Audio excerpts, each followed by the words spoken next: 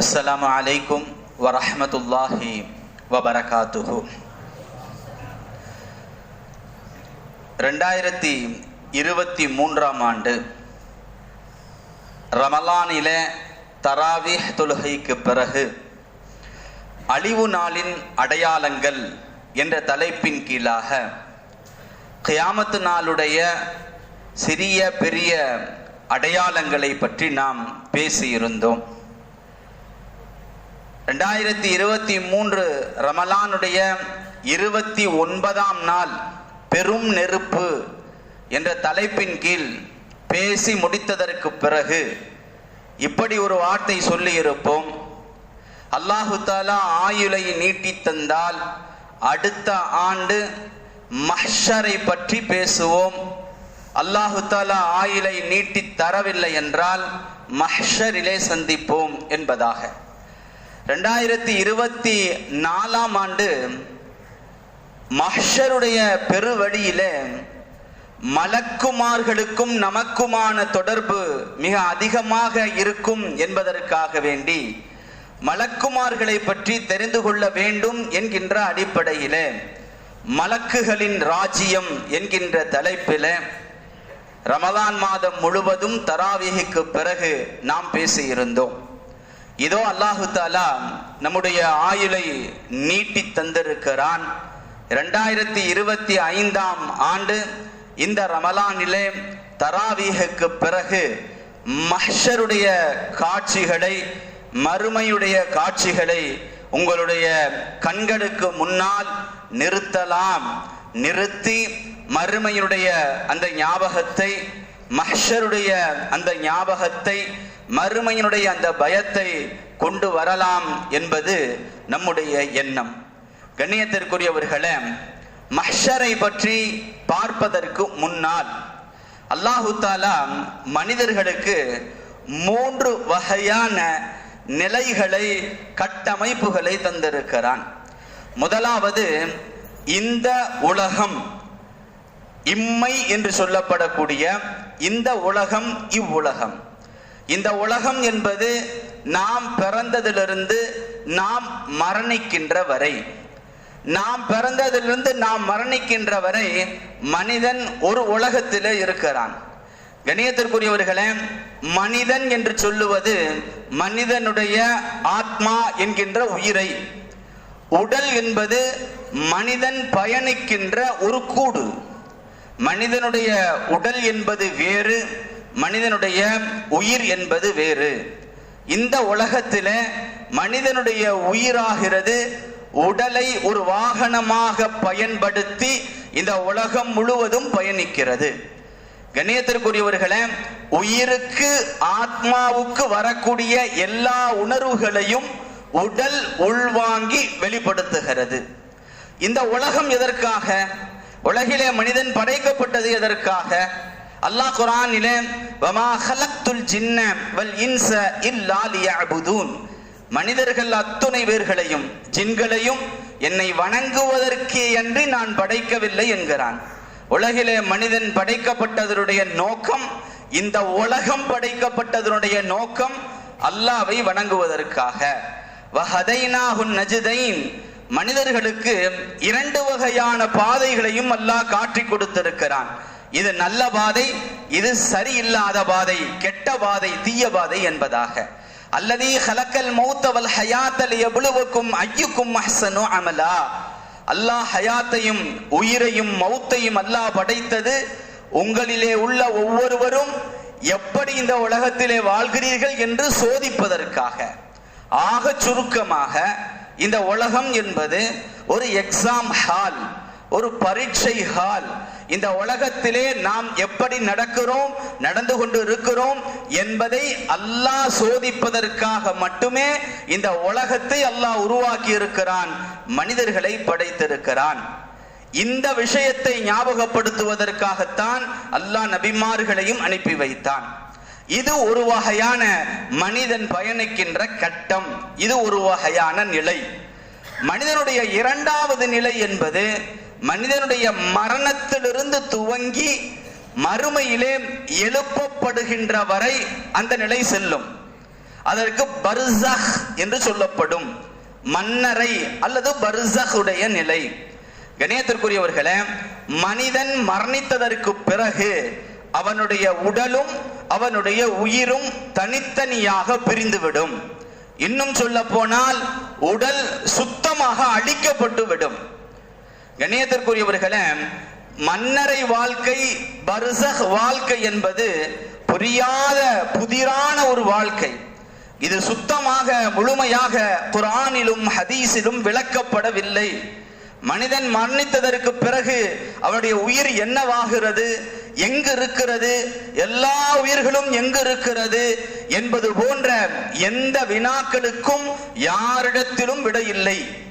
யஸ்அலூனக அனிர் ரூஹ், நபியே உயிரை பற்றியும் இடத்திலே கேட்கிறார்கள். குலிர் ரூஹ் மின் அம்ரி ரப்பி, உயிர் என்பது அல்லாஹ்வுடைய கட்டளைக்கு கீழே உள்ளது. அது அல்லாஹ்வை தவிர வேறு யாருக்கும் தெரியாது. அதற்குண்டான அறிவும் உங்களுக்கு கொடுக்கப்படவில்லை என்று சொல்லிவிடுங்கள் என்று அல்லாஹ் கூறிவிடுகிறான். எனவே அந்த வாழ்க்கைக்கு பெயரே பர்சஹ், மறைவான திரையான வாழ்க்கை என்பது அதனுடைய பெயர். அந்த வாழ்க்கையில ஒரு மனிதன் சாதாரணமாக இறந்து புதைக்கப்படுகிறான் என்பது வரை நமக்கு தெரியும். சில சமயங்களிலே சிலர் எரிக்கப்படுகிறார்கள். சாம்பல் காற்றிலே கலக்கப்படுகிறது, தண்ணீரிலே கலக்கப்படுகிறது. சிலர் கடலிலே விழுந்து இறந்து விடுகிறார்கள்.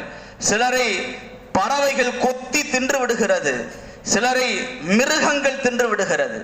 இவர்கள் அத்தனை பேர்களுக்கும் அதற்கு பிறகுண்டான வாழ்க்கை பர்சஹுடைய வாழ்க்கை தான். கபர் என்பது வெறும் மண் மட்டுமல்ல. கபர், ஒரு மிருகம் ஒருவரை திண்டு விட்டால் அந்த மிருகத்துடைய வயிறு அவருக்கு கபர், அந்த பறவையினுடைய வயிறு அவருக்கு கபர், கடல் அவருக்கு கபர். கபருலே கேள்வி கணக்கு என்கின்ற அந்த ஹதீஸிலே வருகின்ற வார்த்தைகள் இவர்கள் அத்துணை பேர்களுக்கும் பொருந்தும் என்பதை ஞாபகத்திலே வைக்க வேண்டும். கண்ணியத்திற்குரியவர்களே, இரண்டாவது நிலை பர்சஹுடைய நிலை. அவன் மரணித்ததிலிருந்து கியாமத்திலே எழுப்பப்படுகின்ற வரை. அல்லாஹ் குர்ஆனிலே வமின் வராயிஹிம் பர்சஹுன் இலா யௌமி யுபஅஸூன் என்று சொல்லுவான். அவர்களுக்கு பின்னால் பர்சஹ் என்ற திரை இருக்கிறது, எதுவரை? அவர்கள் கியாமத்திலே எழுப்பப்படுகின்ற வரை. மனிதனுடைய மூன்றாவது நிலை ஒன்று இருக்கிறது. அது கியாமத்திலே அவன் பூமியிலிருந்து, மண்ணறையிலிருந்து, பர்சஹுடைய அந்த வாழ்விலிருந்து எழுப்பப்பட்டதிலிருந்து துவங்குகிறது. கண்ணியத்திற்குரியவர்களே, மறுமையுடைய வாழ்க்கை, இந்த பூமி ஒட்டுமொத்த உலகமும் அழிவதென்பது எதற்காக? அல்லாஹு தாலா இந்த உலகத்தை பரீட்சைகளாக ஆக்கியிருக்கிறான் என்று நாம் சொன்னோம். அல்லாஹு தாலா இந்த ஒட்டுமொத்த உலகத்தையும் நம்மை சோதிப்பதற்காகவே படைத்திருக்கிறான் என்று சொன்னோம். அப்படியானால் சோதனையுடைய முடிவு, பரீட்சையினுடைய ரிசல்ட் அல்லாஹ் கொடுத்தே ஆக வேண்டும். அதற்காக இந்த பூமியை ரீஅரேஞ்ச்மெண்ட் செய்ய வேண்டும், மறுசீராய்வு, மறுசீரமைப்பு செய்ய வேண்டும். அப்படியானால் இந்த பூமியை, இந்த உலகத்தை, இந்த அண்ட சராசரத்தை அத்தனையும் அழித்துவிட்டு மீண்டும் புதிதாக கொண்டு வர வேண்டும். அப்பொழுதுதான் இந்த பூமி சாட்சி சொல்லும், இந்த வானம் சாட்சி சொல்லும், இந்த அண்ட சராசரங்கள், சூரியன், சந்திரன் அத்தனையும் சாட்சி சொல்லும். அவைகளை சாட்சிக்காக கொண்டு வந்து நிறுத்தக்கூடிய இடம் மிக பிரம்மாண்டமானதாக இருக்க வேண்டும். எனவே ஒட்டுமொத்த உலகத்தையும் அழித்து மீண்டும் புதிய ஒரு இடத்தை அல்லாஹு தஆலா உருவாக்க வேண்டும். அதுதான் மறுமையுடைய மஹ்ஷருடைய பெருவழியாக இருக்கும். கண்ணியத்திற்குரியவர்களே, அல்லாஹு தஆலா இந்த உலகத்தை, இந்த அண்ட சராசரத்தை எப்படியெல்லாம் அழிக்க காத்திருக்கிறான் என்பதை நாளை பார்ப்போம். கண்ணியத்திற்குரியவர்களே, இன்றைய அஸ்மாவுல் ஹுஸ்னாவிற்கும் திக்ருக்கும் சென்று விடுவோம். அல்லாஹ்வுடைய அழகிய திருநாமங்களில் இன்று நாம் தெரிந்து கொண்டு சொல்ல வேண்டிய 2 திருநாமங்கள் அர் ரஹ்மான், அர் ரஹீம். யா ரஹ்மான், யா ரஹீம். ரஹ்மான், ரஹீம் இரண்டுக்கும் ஒரே மாதிரியான பொருள்தான். இரக்கமுள்ளவன், கிருபையுள்ளவன் என்கின்ற பொருள். பிரித்து சொல்ல வேண்டும் என்றால், ரஹ்மான் என்றால் மிக அதிக இரக்கமுள்ளவன், ரஹீம் என்றால் மிக அதிக கிருபையுள்ளவன். யா ரஹ்மான், யா ரஹீம் நாளை அதிகமாக சொல்லிக் கொண்டிருங்கள். இன்றைய திக்ருக்கு சென்று விடுவோம். கணேசத்திற்குரியவர்களே, இன்றைய திக்ர் என்பது ஒரு நீளமான ஹதீஸினுடைய ஒரு பகுதி. அபூ சயீத் அல் குத்ரி ரலியல்லாஹு தஆலா அன்ஹு அவர்களும் அபூ ஹுரைரா ரலியல்லாஹு தஆலா அன்ஹு அவர்களும் அறிவிப்பு செய்வார்கள். திருமதியிலே இந்த ஹதீஸ் பதிவு செய்யப்படுகிறது. நபிகளார் ஒரு நீளமான திக்ரை சொல்லித் தருகிறார்கள். 2 வகையான ரிவாயத்துகளிலே, ஒரு ரிவாயத்திலே மொத்தமாக வருகிறது இந்த திக்ர், பெரியதாக வருகிறது. இன்னொரு ரிவாயத்திலே பகுதி பகுதியாக, துண்டு துண்டாக இந்த திக்ர் வருகிறது. நாம் அந்த திக்ரை முழுமையாக ஒவ்வொரு நாளும் சொல்ல வேண்டும் என்பதற்காக அந்த ஹதீஸுடைய ஒவ்வொரு பகுதியையும் ஒவ்வொரு திக்ராக நாம் வருகின்ற 5 நாட்களுக்கு சொல்லிக் கொடுக்க போகிறோம். கணேசத்திற்குரியவர்களே, ரசூலுல்லாஹி ஸல்லல்லாஹு அலைஹி வஸல்லம் அவர்கள் கூறுவார்கள், யார் லா இலாஹ இல்லல்லாஹு வல்லாஹு அக்பர் என்று சொல்லி விடுகிறாரோ, அல்லாஹு தஆலா உடனடியாக சத்தக ரப்பஹு, அதை உண்மைப்படுத்தி விடுகிறான். லா இலாஹ இல்லா அன, என்னை தவிர வேற எந்த இறைவனும் இல்லை, வ அன அக்பர், நான் மிக பெரியவன். நாம் ஒரு வார்த்தையை சொல்லுகிறோம், அல்லாஹு தஆலா உடனடியாக அந்த வார்த்தைக்கு ரியாக்ஷன் கொடுக்கிறான், உடனடியாக பதில் சொல்லுகிறான் என்றால் நம்முடைய வார்த்தை அல்லாஹ் உன்னிப்பாக கேட்டு விட்டான் என்பதுதானே பொருள், நம்மை முன்னோக்கி விட்டான் என்பதுதானே பொருள்.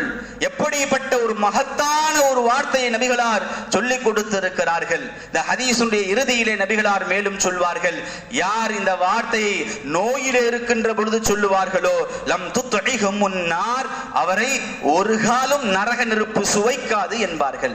ஆக இந்த வார்த்தை அல்லாஹ் நம்மை முன்னோக்குகின்ற, நமக்கு பதில் சொல்லுகின்ற வார்த்தை, நரக நெருப்பை விட்டும் பாதுகாக்கின்ற வார்த்தை. எனவே நாளை முழுதும் சொல்லிக் கொண்டிருங்கள், லா இலாஹ இல்லல்லாஹு வல்லாஹு அக்பர். வாஹிர் தவானா அனில் ஹம்துலில்லாஹி ரப்பில் ஆலமீன்.